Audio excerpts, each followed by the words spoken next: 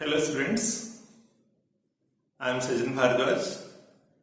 Today I am with you with a new topic and the topic is magnification. It may be said as the linear magnification.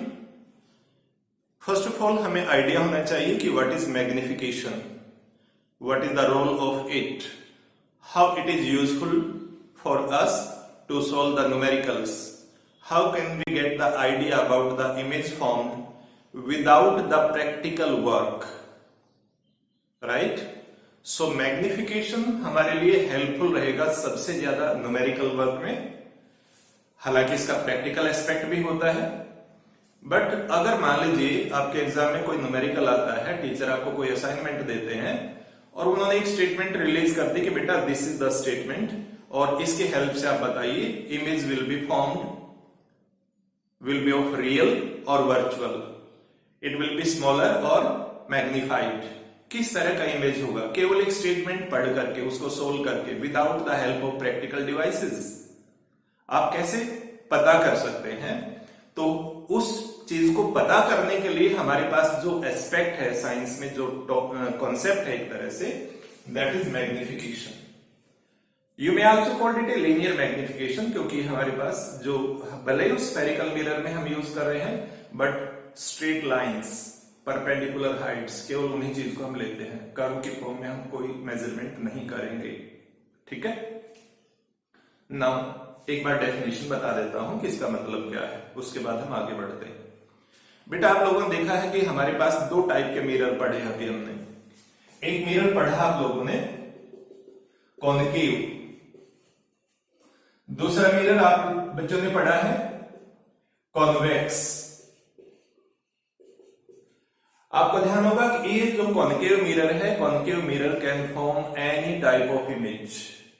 मैंने बताया था आपको ये बहुत बड़ी दुकान है. ठीक है, क्योंकि इसमें रियल भी बनता है, इसमें वर्चुअल भी बनता है, इसमें सेम साइज, इसमें मैग्निफाइड और diminished, every variety is available. हालांकि इसके अंदर आपके पास लिमिट है, केवल इरेक्ट इमेज बनेगा, वर्चुअल इमेज बनेगा और स्मॉलर इमेज बनेगा. लेकिन उसमें भी ये पॉसिबिलिटी हो सकती है कि स्मॉल तो बना सर, लेकिन कितना छोटा बना.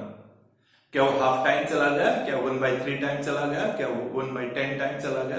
अब ये जो जाने वाली बात है कि इमेज बड़ा बनेगा या छोटा बनेगा, दैट इज एक्चुअली मैग्निफिकेशन. तो मैग्निफिकेशन को हम सिंपल लैंग्वेज में ऐसे भी लिख सकते हैं, magnification that is the ratio. ये रेशो है दो चीजों का. किस चीज का रेशो है? हाइट.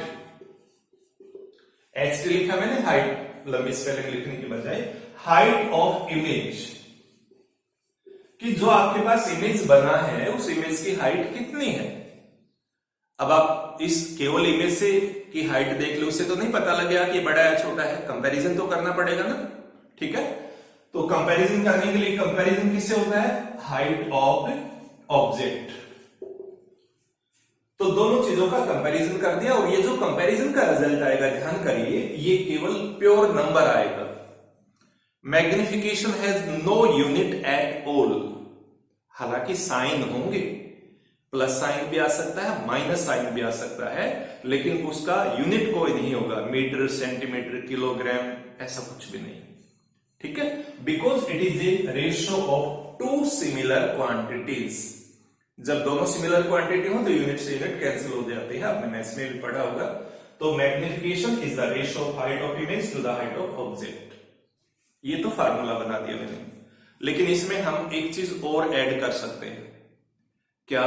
हाइट की बजाय डिस्टेंस की फॉर्म में भी आ सकता है. डिस्टेंस. किसका distance?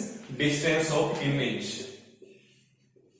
Distance of image divided by distance of object. बेटा कहां से होंगी ये चीजें? ये मेजरमेंट कहां से करेंगे? ये मेजरमेंट होगी पोल से, कि पोल से इमेज कितना दूर बना और आपका ऑब्जेक्ट कितना दूर है. लेकिन जब ये वाला रेशो लेते हैं तो इस रेशो में एक साइन इंट्रोड्यूस करना पड़ता है, और वो साइन आएगा नेगेटिव, माइनस. तो इस फार्मूले को मैं थोड़ा सा शॉर्ट करके लिख दूं, मैग्निफिकेशन को लिख देता हूं m, हाइट ऑफ इमेज को लिख देता हूं मैं h dash, height of object को लिख देता हूं h ओनली, और डिस्टेंस ऑफ इमेज को लिखेंगे बेटा v, और डिस्टेंस ऑफ ऑब्जेक्ट को लिखेंगे u विद नेगेटिव साइन। यानी मैग्निफिकेशन हमारे पास इस तरह से फॉर्मूले की फॉर्म में हो सकती है।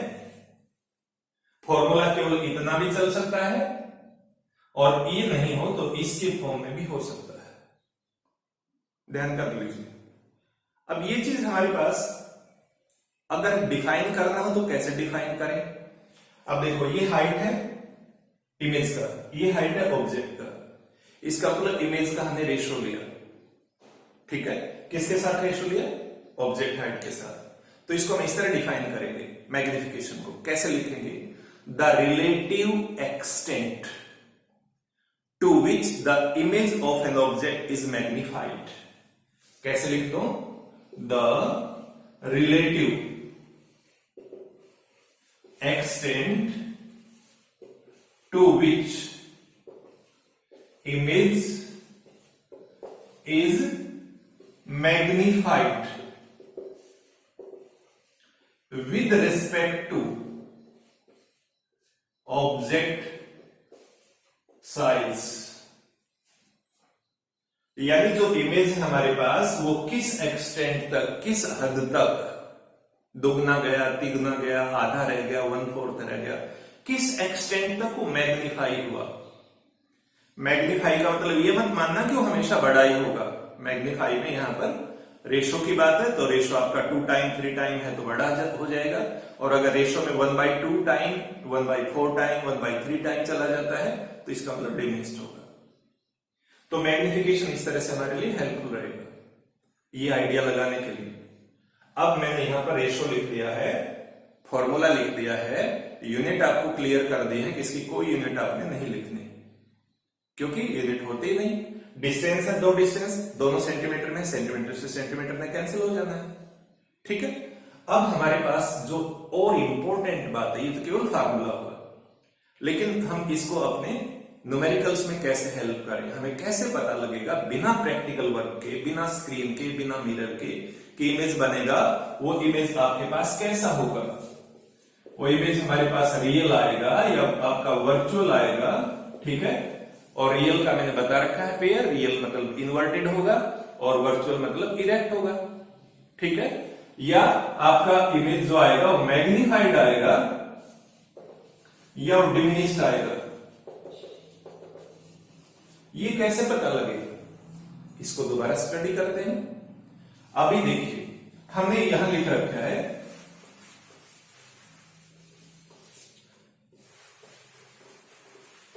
Magnification is ratio of height of image divided by height of object. बेटा ऑब्जेक्ट जब भी रखेंगे हम, अगर ये मिरर ऊपर बना हुआ, इसी की हेल्प ले लेते हैं एक बार। ये हमारे पास प्रिंसिपल एक्सिस होगी, प्रिंसिपल एक्सिस पर यहां पर ये आपका object, object height that is always upside like this. ये आपके पास y है, ये y डैश, तो ये तो पॉजिटिव हुआ, इसका मतलब ऑब्जेक्ट तो हमेशा पॉजिटिव होगा, object height always positive, this one. अब हमारे पास जब इमेज हाइट की बात आएगी, इमेज कहां बनेगा? इमेज की 2 पॉसिबिलिटी है। एक पॉसिबिलिटी है आपके मिरर के सामने बने, और आपको रे डायग्राम मैंने सभी करवाए हैं। मिरर के सामने जब भी इमेज बना था तो कहां बना? नीचे, प्रिंसिपल एक्सिस से नीचे की ओर बना। और अगर नीचे की ओर बना तो ये कैसी हाइट होगी? नेगेटिव। और जो मिरर के सामने बनता है that can be taken on screen, उसे स्क्रीन पर ले पाए थे। इसका मतलब स्क्रीन पर अगर आप लेंगे तो इमेज कैसा बन जाएगा? रियल। और रियल अगर बनेगा तो उसकी हाइट होगी नीचे की ओर। इसका मतलब ये हुआ मैग्निफिकेशन। अगर आपके पास इमेज की आप बात कर रहे हैं तो इमेज एच डैश नेगेटिव गया और एच आपका पॉजिटिव। इसका मतलब मैग्निफिकेशन आ जाएगी ओवरऑल नेगेटिव। नेगेटिव होने का मतलब कैसा इमेज बनेगा? Real image. रियल बनेगा तो inverted. It means if magnification is negative, image is real. And inverted. दोबारा देख लो, कंफ्यूजन हो रहा है तो ये हमारे पास मिरर है, मिरर के सामने ये प्रिंसिपल एक्सिस है, प्रिंसिपल एक्सिस के ऊपर ये हमारा ऑब्जेक्ट है जिसको आप ए बी कहते हैं। प्रिंसिपल एक्सिस के ऊपर की हाइट सभी पॉजिटिव होती हैं, तो ऑब्जेक्ट हाइट तो हमेशा पॉजिटिव होगा, ऑब्जेक्ट हाइट कभी भी नेगेटिव नहीं होता। लेकिन इमेज की जो हाइट होगी वो इस बात पर डिपेंड करेगा कि मिरर के सामने बना तो वो इन्वर्टेड बनता है, इन्वर्टेड बनता है तो उसकी हाइट, इमेज की हाइट क्या हो गई, माइनस साइन। अब ऊपर माइनस नीचे प्लस, तो ओवरऑल क्या रिजल्ट आया, नेगेटिव। इसका मतलब ये हुआ if magnification is negative image is real. और अगर आपका इमेज बना मिरर के पीछे, लास्ट पोजीशन में बना था हमारे पास, याद करो लास्ट पोजीशन में यहां पर वर्चुअल इमेज बना था और ये इरेक्ट बना था। अब की बार जो इमेज है ये एच डैश, ये एच भी पॉजिटिव, एच डैश भी पॉजिटिव। इसका मतलब ये हुआ कि मैग्निफिकेशन में हमारे पास एच डैश भी पॉजिटिव है और एच भी पॉजिटिव है। Positive divided by positive, answer is positive. So if magnification is positive, अगर मैग्निफिकेशन पॉजिटिव है तो इमेज कैसा बना बेटा, ये दिख रहा आपको, कैसा इमेज है ये, मिरर के पीछे है।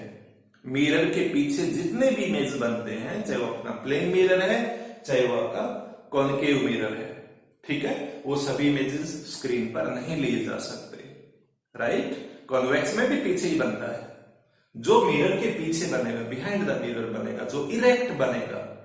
प्लेन मिरर में भी इरेक्ट बनता है, कॉनकेव में भी यहां इरेक्ट बन गया, और कॉन्वेक्स में तो हमेशा इरेक्ट बनता है, ठीक है।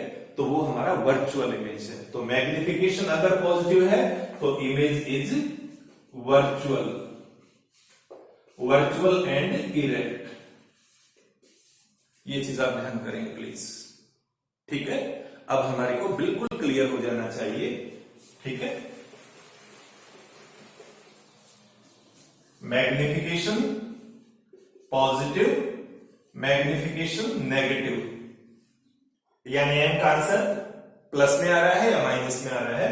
अगर प्लस में आया तो वर्चुअल इमेज, और माइनस में आया तो रियल इमेज। क्लियर होगी बात यहां तक। अब बात आती है साइज के हिसाब से कि वो मैग्निफाइड होगा। दो बातें रहती है हमारी कि इमेज विल बी मैग्निफाइड और डिमिनिश्ड। अब देखो बेटा, फिर से फार्मूला लिखो, m is equal to height of image divided by height of object. अब इमेज का जो हाइट है वो न्यूमरेटर है, न्यूमरेटर मतलब ऊपर वाली रकम, डिनोमिनेटर मतलब नीचे जो लिखा गया है। So whatever written in the numerator form, अगर वो डिनोमिनेटर के बराबर है, दोनों की वैल्यू सपोज करिए इक्वल आती है। आपका इमेज भी मान लो 15 सेंटीमीटर का बना और आपका ऑब्जेक्ट भी 15 सेंटीमीटर है, they will cancel each other, one answer आ गया।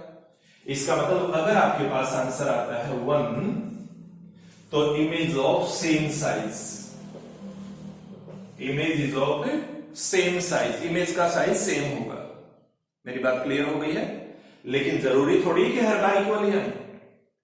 हमारे पास इमेज बड़ा भी हो सकता है, एनलार्ज भी हो सकता है, जैसे यहां बनता है वो हमेशा एनलार्ज होता है, जो बिहाइंड द मिरर बनता है। उस केस में आपके पास height of image that is larger than the height of object. अगर वो बड़ा बना तो m की वैल्यू क्या आएगी, m की वैल्यू होगी मोर देन 1, और मोर देन 1 अगर m की वैल्यू है तो इमेज कैसा बनेगा, मैग्निफाइड। और अगर बाई चांस इमेज की हाइट कम रह गई ऑब्जेक्ट से तो m will be less than 1, और ऐसे केस में आपका इमेज कैसा बनेगा, डिमिनिश्ड, राइट। तो ये चीज आपको क्लियर होनी चाहिए। यहां फिर लिखता हूं, आपको ठीक से समझ में आ जाए इसलिए। m is equal to 1, m is more than 1 and m is less than 1. m is the symbol for magnification. अगर आपके पास m is equal to 1 है, देखो पहले साइन डिसाइड करेंगे। साइन डिसाइड करेगा रियल या वर्चुअल नेचर को, और ये जो m की न्यूमेरिकल वैल्यू होगी, न्यूमेरिकल वैल्यू मतलब मोर देन 1, लेस देन 1 या equal to 1, that will decide the size of image. तो साइज देखना है तो आपने m की न्यूमेरिकल वैल्यू देखनी है। न्यूमेरिकल वैल्यू बोल रहा हूं बार बार, न्यूमेरिकल वैल्यू का मतलब भूल जाइए साइन क्या है। और अगर आपको नेचर देखना है, ये नेचर के लिए होता है हमारे पास, if you want to see the nature of the image तो आपने साइन देखना है। तो अगर आपके पास m 1 आ रहा है तो इसका मतलब सेम साइज हो जाएगा। अभी मैंने बताया ऊपर वाले और नीचे वाले दोनों की हाइट इक्वल है, इक्वल चीज को इक्वल से डिवाइड करेंगे, आंसर 1 आएगा। इसका मतलब सेम साइज। किसका साइज सेम है? इमेज का। बार बार इमेज के बारे में है। और अगर m इज मोर देन 1 तो आपके पास मैग्निफाइड इमेज, मैग्निफाइड इमेज की इमेज का साइज बड़ा है। और अगर m की वैल्यू लेस देन 1 आती है तो हम बोलेंगे डिमिनिस्ड, डिमिनिस्ड इमेज, राइट। तो ये चीज आप बच्चों को क्लियर होनी चाहिए बहुत अच्छे से। इस तरह से जब भी आप न्यूमेरिकल करेंगे तो न्यूमेरिकल में मैग्निफिकेशन आपके लिए एक बहुत बहुत इंपॉर्टेंट क्लू होता है। किस बात के लिए क्लू होगा? कि आपके पास जो इमेज है उसकी नेचर कैसी होगी, वो रियल बनेगा या वर्चुअल बनेगा, वो सेम साइज बनेगा, वो डिमिनिश्ड बनेगा या मैग्निफाइड बनेगा। तो ऐसे केस में जब भी हमें न्यूमेरिकल सोल्व करना है तो मैग्निफिकेशन का ध्यान करना है आपने। कई बार आगे मैं न्यूमेरिकल, अगले वीडियो में न्यूमेरिकल की प्रैक्टिस दूंगा आपको, तो वहां पर ये बताया नहीं जाता कि मैग्निफिकेशन पॉजिटिव है या नेगेटिव है, वहां पर अपने अपने दिमाग से आइडिया लेना पड़ेगा। जैसे मैंने बताया कि कॉन्वेक्स मिरर में हमेशा वर्चुअल इमेज बनेगा, वर्चुअल इमेज बनेगा तो उसकी मैग्निफिकेशन, वर्चुअल इमेज है तो उसकी मैग्निफिकेशन हमेशा कैसी रहेगी? प्लस की। कितना भी दे रखी है वैल्यू, 0.5 दिया है, 0.75 दिया है, 0.25 दिया है, उसके हमेशा 0 पॉइंट में मिलेगी, 1 पॉइंट समथिंग नहीं मिलेगी, क्योंकि डिमिनिश्ड इमेज बनता है। ठीक है। और एक चीज आप बच्चों से मेरा एक क्वेश्चन है, कमेंट करके बताइएगा प्लीज, अच्छा लगेगा मुझे, कि अगर आपको प्लेन मिरर दिया गया है तो प्लेन मिरर की मैग्निफिकेशन क्या होगी? और हाँ, प्लेन मिरर के नाम पर मुझे याद आया, पिछले वीडियो में जब हमने बात की थी तो मैंने बताया था कि प्लेन मिरर की फोकल लेंथ इन्फिनिटी होती है, या इनफाइनाइट भी कह सकते हैं आप उसे। एंड आप में से बहुत सारे बच्चों के कमेंट आए हैं कि infinity, how it is possible? बेटा, it is very much possible. देखिए, जब आप कर्व मिरर की बात करते हैं, ये हमारे पास कर्व है, कर्व है तो इस कर्व का डेफिनेटिव स्फीयर बनेगा, यानी इसका सेंटर यहां पर है और ये आपके पास रेडियस ऑफ कर्वेचर बन गया, और रेडियस ऑफ कर्वेचर का ये c बन गया, यहां f बन गया, यहां आपके पास p होता है, लाइक दिस। तो it is the focal length. अब जब आपके पास कर्व्ड मिरर है या स्फेरिकल मिरर है तो there is a limited length of radius of curvature, focal length, इसलिए इनकी फोकल लेंथ कभी भी इंफिनिटी नहीं होती। लेकिन देखो, अब इसी मिरर को अगर आप, ये कर्व्ड मिरर हमारे पास स्फेरिकल मिरर है, ऐसे इतना सा, राइट।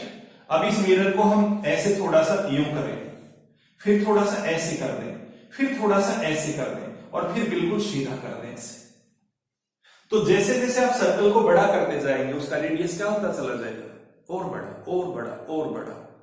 तो जैसे ये आपके पास स्ट्रेट लाइन बन गया, यानी ये प्लेन मिरर बन गया आपका एक तरह से, तो अगर ये प्लेन मिरर बन गया तो प्लेन मिरर के जो एजेस हैं यहां पर हर पॉइंट उसकी साइड की तरह से है, तो it has the infinite number of points on it, right. लेकिन ये सभी के सभी स्ट्रेट लाइन में अरेंज्ड है, स्ट्रेट लाइन में अरेंज्ड है, तो इसका जो सेंटर होगा that will be at infinity. ठीक है। और अगर रेडियस ऑफ कर्वेचर इंफिनिटी है तो फोकल लेंथ भी क्या आ जाएगा? इंफिनिटी। ये नहीं कि हाफ ऑफ इंफिनिटी, इंफिनिटी का कोई हाफ नहीं होता, इंफिनिटी का कोई डबल नहीं होता। मैथ्स में आप पढ़ेंगे हायर क्लासेस में, इंफिनिटी को 2 से मल्टीप्लाई करो, 10 से मल्टीप्लाई करो, 10 से डिवाइड करो, इंफिनिटी रिमेन्स इंफिनिटी। जैसे आप 0 का कुछ नहीं कर सकते, 0 को डिवाइड करके, 0 को 2 से डिवाइड कर दिया, आधी 0 हो जाएगी क्या? जैसे 0 का हाफ नहीं होता, 0 का डबल नहीं होता, ऐसे इंफिनिटी का भी कुछ नहीं होता। बात समझ में आई? चलो, अगर ये बात नहीं समझ में आ रही तो मैं एक और चीज बता देता हूं। आप याद करिए, जब हमने कर्व्ड मिरर की बात की थी तो इसमें पैरेलल जो रेज आ रही थी, पैरेलल रेज वापिस आकर के कहां पर मिली थी? ये पैरेलल रेज आ रही है, they are meeting at focus. अगर आपके पास प्लेन मिरर है, it is a plane mirror, plane mirror में ये रेज पैरेलल आ रही है, स्ट्राइक होने के बाद कहां जाएंगे? They will go at infinity, parallelly चले जाएंगे।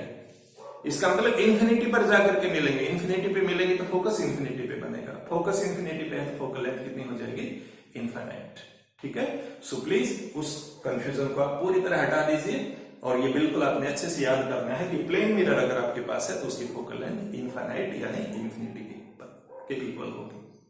ठीक है, so this is all about magnification. एक बार फिर बता देता हूं, मैग्निफिकेशन मैंने दो कॉन्सेप्ट बताए हैं। एक कॉन्सेप्ट बताया मैंने पॉजिटिव और नेगेटिव के बारे में, और एक कॉन्सेप्ट बताया मैंने न्यूमेरिकल वैल्यू को लेकर के। ये बहुत बार बच्चे गलत करते हैं। एक एग्जांपल देता हूं, if magnification is -2, magnification is equal to -2, student से पूछा जाता है इट इज लेस और मोर, देन दे से इट इज लेस देन 1, कि 1 से लेस है।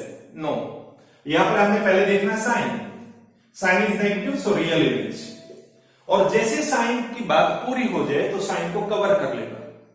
अब m इज इक्वल टू 2 दिखेगा, 2 दिखेगा तो मतलब magnification is more than 1, more than 1 तो इमेज कैसा बनेगा? मैग्निफाइड। तो sign is something different, numerical value is something different. I hope ये चीज आपको क्लियर हुई होगी। अच्छे से देखिए इसको, do practice. Next time I will meet you with the numerical portion of this chapter and with mirror formula. Till then, enjoy your day.